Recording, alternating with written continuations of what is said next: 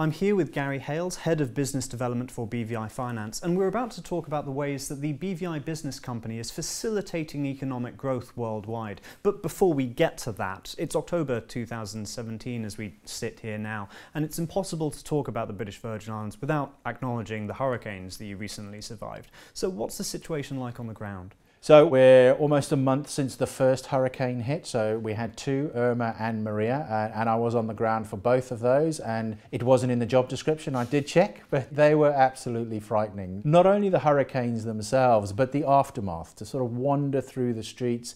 There was no communication. Obviously the phones were all down, all the systems were down. I couldn't contact my family back in the UK for a few days, and the devastation is really, words can't describe. No bark on trees, no leaves on trees, everything is just completely destroyed. It does look like something out of a war movie. So there's two elements to it. One is that just blows your mind away and think, where do we start? But on the flip side, how quickly people in BVI have recovered and got going. Perfect example on the financial services side, the day after the first hurricane hit, we were incorporating companies. One of our major law firms in BVI, Ogiers, were involved in the Toys R Us Chapter 11. That was done in BVI the day before the second hurricane hit.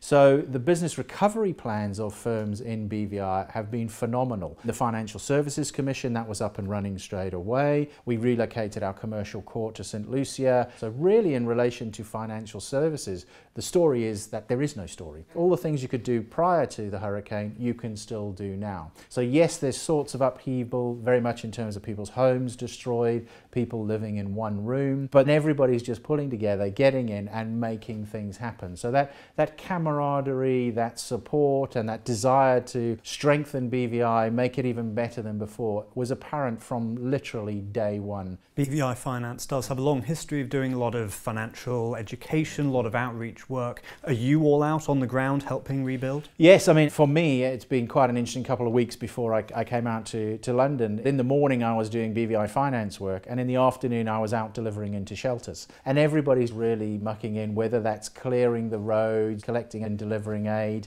helping people, finding them somewhere to live.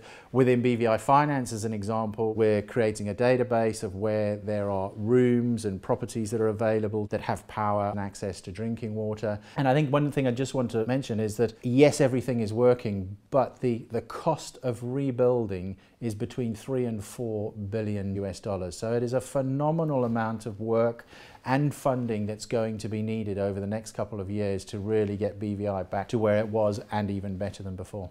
Gary, thank you very much. Pleasure, thank you, Paul. Click through to watch our next video, in which Gary and I do in fact talk about the BVI business company and the impact that it has around the world.